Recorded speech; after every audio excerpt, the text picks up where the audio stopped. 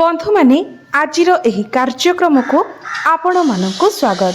आजिर एही कार्यक्रमटी बिछा राशि व्यक्ति विशेष मानक पई बहुत गुरुत्वपूर्ण अटे, बहुत ही खास अटे।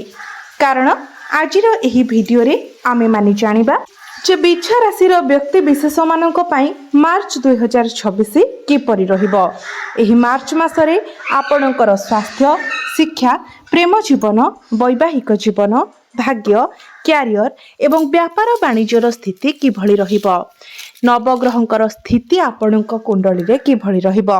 नवग्रह आपणको केउ भଳି फल प्रदान करिबारे सक्षम हेबे, केउ सब क्षेत्र रे आपणको सफलता देबे एवं केउ सब क्षेत्र रे आपणको प्रतिकारर आवश्यकता रहिबो, सतर्कतार आवश्यकता रहिबो।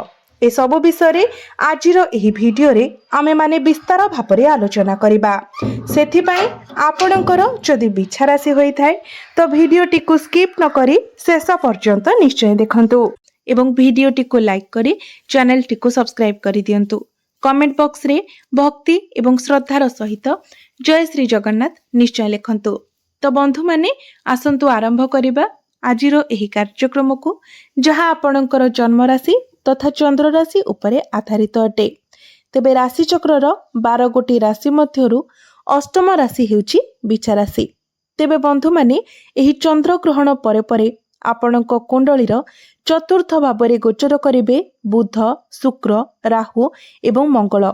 पंचम भावरे गोचर करिवे शनि एवं शुक्र।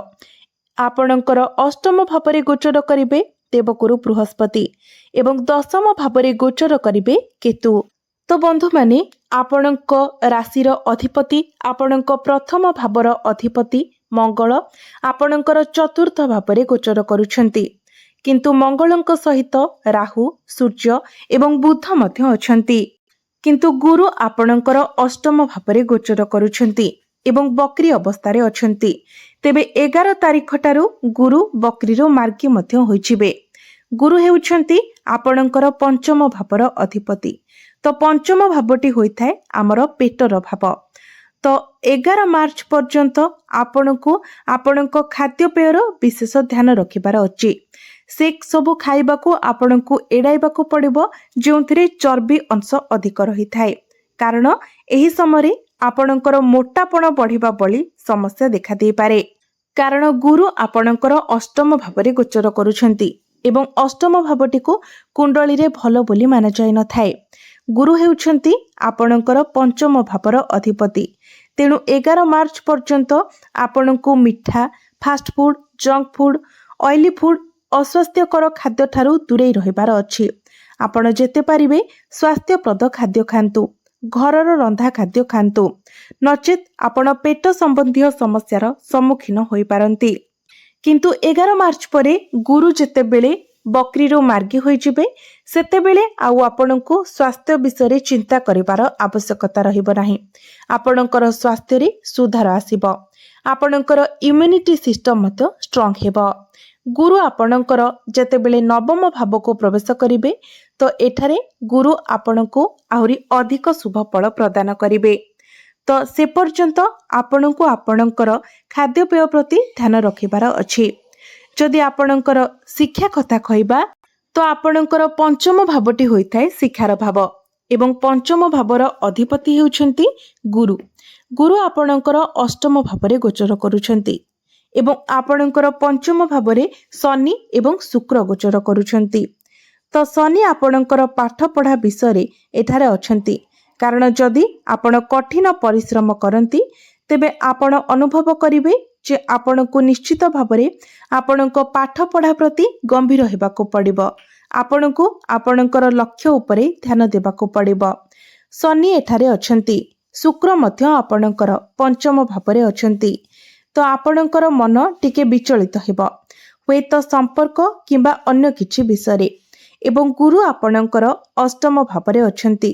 जदि आपण आपणको पाठ पढ़ा विषय शीघ्र निष्पत्ति नियंती तेबे आपण परे अनुताप करिवे, कारण गुरु जेहेतु अष्टम भावरे अछंती तो आपण ठीक भावरे डिसिजन नै पारिबे नाही। कुंडलीर अष्टम भावटी को भलो बोली माना जाय न थाए। तेणु जदि आपण किछि स्टेप नेबा पई चाहुचंती ପାଠପଢ଼ା ରିଲେଟେଡ୍ କିଛି କରିବାକୁ ଚାହୁଁଛନ୍ତି ତ ତା ପୂର୍ବରୁ ଆପଣ ଭଲ ଭାବରେ ଚିନ୍ତା କରନ୍ତୁ, ସମୟ ନିଅନ୍ତୁ, ଧୈର୍ଯ୍ୟ ରଖନ୍ତୁ, ତାପରେ ଆପଣ କିଛି ଡିସିସନ୍ ନିଅନ୍ତୁ, ତାହା ଆପଣଙ୍କ ପାଇଁ ଭଲ ରହିବ। ଯଦି ଆପଣ କିଛି ଆଡମିସନ୍ ନେବା ପାଇଁ ଚାହୁଁଛନ୍ତି, କିଛି ଫର୍ମ ଫିଲ୍ଅପ୍ କରିବା ପାଇଁ ଚାହୁଁଛନ୍ତି ତ ମାର୍ଚ୍ଚ 11 ପରେ ଆପଣଙ୍କ ପାଇଁ ସମୟ ବହୁତ ଭଲ ରହିବ। ମାର୍ଚ୍ଚ 11 ପରେ ଯଦି ଆପଣଙ୍କର କିଛି ଏକ୍ଜାମ୍ ଅଛି, କିଛି କମ୍ପିଟେଟିଭ୍ ଏକ୍ଜାମ୍ ଅଛି, ସରକାରୀ ପରୀକ୍ଷା ଅଛି ତ ସେଥିରେ ଆପଣଙ୍କୁ ଶୁଭ ଫଳ ପ୍ରାପ୍ତି ହେବ। କାରଣ ଗୁରୁଙ୍କର ଦୃଷ୍ଟି ଆପଣଙ୍କର ଦ୍ୱିତୀୟ ଭାବ, ଚତୁର୍ଥ ଭାବ ଏବଂ ଦ୍ୱାଦଶ ଭାବ ଉପରେ ରହିବ। ତ ଆପଣ ଆପଣଙ୍କର ପାଠପଢ଼ା ପାଇଁ ବାହାରକୁ ମଧ୍ୟ ଯାଇପାରନ୍ତି, ତାହା ଭିନ୍ନ ରାଜ୍ୟ ହେଉ କିମ୍ବା ଭିନ୍ନ ଦେଶ। ତେବେ ମୁଁ କହିବି ଏହା ଆପଣଙ୍କ ପାଇଁ ଭଲ ରହିବ। ମାର୍ଚ୍ଚ 11 ପରେ ଆପଣଙ୍କର ଶିକ୍ଷା କ୍ଷେତ୍ରରେ ଆପଣ ଉନ୍ନତି ଦେଖିବାକୁ ପାଇବେ। ତେବେ ବନ୍ଧୁମାନେ, ଆପଣଙ୍କର ପ୍ରେମ ଜୀବନ କଥା ଯଦି କହିବା ତ ମଙ୍ଗଳ ଯିଏକି ଆପଣଙ୍କ ରାଶିର ଅଧିପତି ଅଟନ୍ତି, ମଙ୍ଗଳ ଆପଣଙ୍କର ପଞ୍ଚମ ଭାବରେ ଗୋଚର କରୁଛନ୍ତି ଏବଂ ମଙ୍ଗଳଙ୍କ ଉପରେ ବୃହସ୍ପତିଙ୍କର ନବମ ଦୃଷ୍ଟି ରହୁଛି। ତେଣୁ ଆପଣଙ୍କର ପାର୍ଟନର ଆପଣଙ୍କୁ ମନେ ପକାଇବେ। ଯଦି ଆପଣଙ୍କ ମଧ୍ୟରେ କିଛି ମିସ୍ଅଣ୍ଡରଷ୍ଟାଣ୍ଡିଂ ଥିଲା, ଆପଣଙ୍କ ମଧ୍ୟରେ ବ୍ରେକଅପ୍ ହୋଇଯାଇଥିଲା ତ ପୁଣି ଥରେ ଆପଣଙ୍କ ମଧ୍ୟରେ ସବୁ କିଛି ଠିକ୍ ହୋଇଯିବ। ଆପଣଙ୍କ ମଧ୍ୟରେ ଭଲ ପାଇବା ବଢ଼ିବ। କାରଣ ଯେତେବେଳେ ପଞ୍ଚମ ଭାବର ଅଧିପତିଙ୍କର ଦୃଷ୍ଟି ରାଶିର ଅଧିପତିଙ୍କ ଉପରେ ପଡ଼ିଥାଏ ତ ସମ୍ପର୍କ ସ୍ୱୟଂଚାଳିତ ଭାବରେ ଗଭୀର ହୋଇଯାଏ। ଆପଣଙ୍କର ପାର୍ଟନର ଆପଣଙ୍କୁ ସମ୍ମାନ ଦେବେ, ଆପଣଙ୍କ ପାଇଁ ତାଙ୍କ ମନରେ ଭଲ ପାଇବା ବଢ଼ିବ। କିନ୍ତୁ ଆଉ ଗୋଟିଏ କଥା, ଯେପର୍ଯ୍ୟନ୍ତ ଗୁରୁ ମାର୍ଗୀ ନ ହୋଇଛନ୍ତି ଅର୍ଥାତ୍ ମାର୍ଚ୍ଚ 11 ପୂର୍ବରୁ ଆପଣଙ୍କୁ ଟିକେ ସତର୍କ ରହିବାକୁ ପଡ଼ିବ। କାରଣ ଛୋଟ ଛୋଟ ଜିନିଷ ମଧ୍ୟ ଆପଣଙ୍କ ମଧ୍ୟରେ ଗୋଟିଏ ବଡ଼ ପ୍ରସଙ୍ଗ ହୋଇପାରେ। ଆପଣ ଆପଣଙ୍କର କଥାକୁ ନିୟନ୍ତ୍ରଣ କରିପାରିବେ ନାହିଁ। ଯଦି ଆପଣ କିମ୍ବା ଆପଣଙ୍କର ପାର୍ଟନର କିଛି କହୁଛନ୍ତି ତେବେ 11 ମାର୍ଚ୍ଚ ପୂର୍ବରୁ ଏଥିପ୍ରତି ଆପଣ ସତର୍କ ରୁହନ୍ତୁ। କିନ୍ତୁ 11 ମାର୍ଚ୍ଚ ପରେ ଆପଣଙ୍କ ମଧ୍ୟରେ ସବୁ କିଛି ଠିକ୍ ହୋଇଯିବ। ପୂର୍ବରୁ ଆପଣଙ୍କ ମଧ୍ୟରେ ଯାହା ବି କିଛି ସମସ୍ୟା ଥିଲା ସେସବୁ ସମାଧାନ ହୋଇଯିବ। ଆପଣଙ୍କର ପ୍ରେମ ମଧ୍ୟ ବିବାହରେ ରୂପ ନେଇପାରେ। ବୈବାହିକ ଜୀବନ କଥା ଯଦି କହିବା ତ ବୈବାହିକ ଜୀବନ ଆପଣଙ୍କର ବହୁତ ଭଲ ରହିବ। କାରଣ ଆପଣଙ୍କ ବୈବାହିକ ଜୀବନର ଅଧିପତି ଶୁକ୍ର ପଞ୍ଚମ ଭାବରେ ଗୋଚର କରୁଛନ୍ତି ଏବଂ ଆପଣଙ୍କର ଏକାଦଶ ଭାବକୁ ଦେଖୁଛନ୍ତି। ତ ଯାହାଫଳରେ ଆପଣଙ୍କ ଜୀବନସାଥୀଙ୍କର ପର୍ସନାଲ ଏବଂ ପ୍ରଫେସନାଲ ଲାଇଫରେ ଆପଣ ଗ୍ରୋଥ ଦେଖିବାକୁ ପାଇବେ। ଶୁକ୍ର ଏଠାରେ ରହି କେନ୍ଦ୍ର ତ୍ରିକୋଣ ରାଜଯୋଗର ନିର୍ମାଣ କରୁଛନ୍ତି। ଏଠାରେ ଉଚ୍ଚସ୍ଥ ହୋଇ ଆପଣଙ୍କର ଲାଭ ଭାବକୁ ଦେଖୁଛନ୍ତି, ଯାହାଫଳରେ ଆପଣ ଆପଣଙ୍କ ଜୀବନସାଥୀଙ୍କ ଠାରୁ ପୂର୍ଣ୍ଣ ସମର୍ଥନ ପାଇବେ।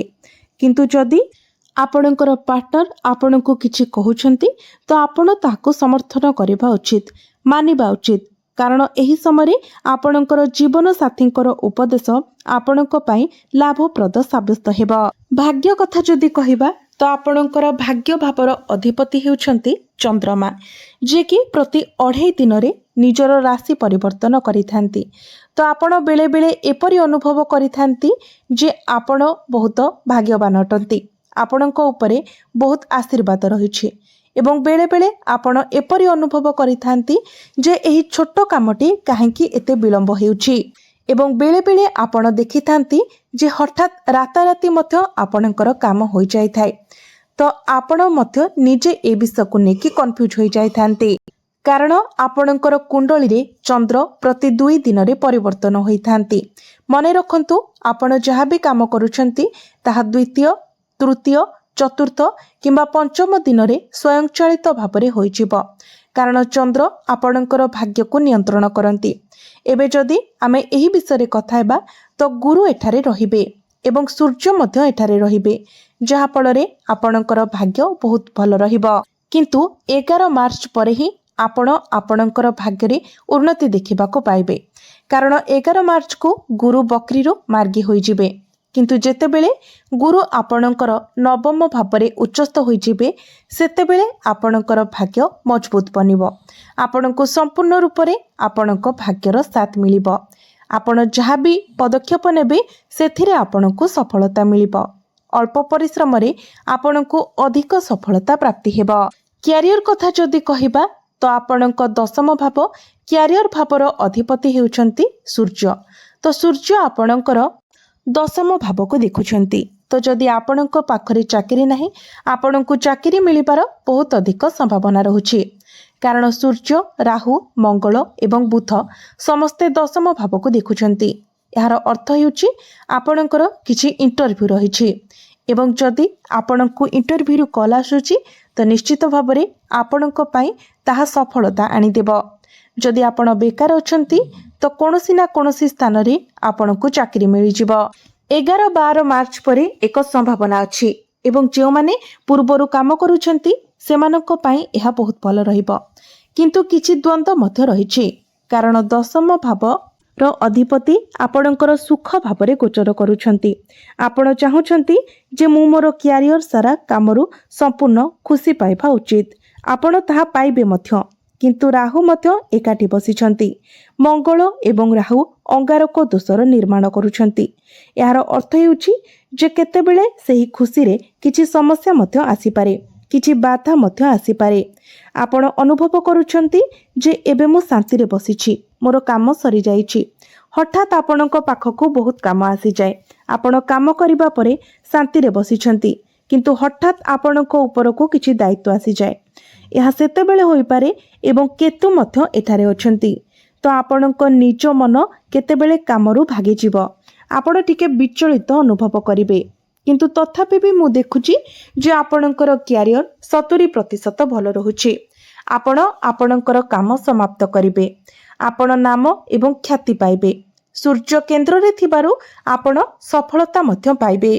13-14 मार्च परे आपणकर क्यारियर रे आपण बेटरमेंट देखिबा को पाइबे किंतु आपण अहंकार एवं एग्रेशन थारु दूरे रहंतु कारण जदि आपण अहंकार आनंती एग्रेशन रखंती तो यह आपण को समस्या आनी पारे। व्यवसाय जदि कहिबा तो व्यवसाय आपणक पई सर्वोत्तम रहिबो कारण शुक्र उच्च स्थिति रे अछंती बुध केंद्र रे अछंती शुक्रंकर दृष्टि एकादश भाव ऊपर को रहुछि जहा फल रे जदि आपण लग्जरियस ऑर्नामेंट रो शॉप रखिचंती पोशाक रेस्टोरेंट होटेल किंबा आपणकर अन्य कोनोसी काम सह जड़ित फोटोग्राफी वीडियोग्राफी आपणकर स्टूडियो रहिछि किछि कलार काम करूछंती एसबु आपणक पई बहुत भल रहिबो किंबा लुहा मेसिन जातीय कोनोसी काम तेबे आपणक पई ए सबु बहुत भल रहिबो। एबे आसंतु जानिबा किछि प्रतिकार विषय रे जो प्रतिकार गुड़िक करिबा द्वारा आपणको अधिक मात्रा रे शुभ फल प्राप्ति हेबो एवं अशुभत्व गुड़िक खंडन होई जिवो तो सेति पई आपण प्रत्येक दिन हनुमान चालीसा पाठ करंतु प्रत्येक दिन मंगलंकर बीज मंत्र 108 थर जप करंतु प्रत्येक दिन आपण उदित सूर्य को तंबा पात्र रे जलार्घ्य अर्पण करंतु एवं प्रत्येक दिन प्रभु भोला शंकर को ओम नमः शिवाय मंत्र 108 थर जप करंतु। तो बंधु माने आपणकर जीवन मंगलमय हेउ एहा ही ईश्वरंक निकटरे मोर प्रार्थना। धन्यवाद।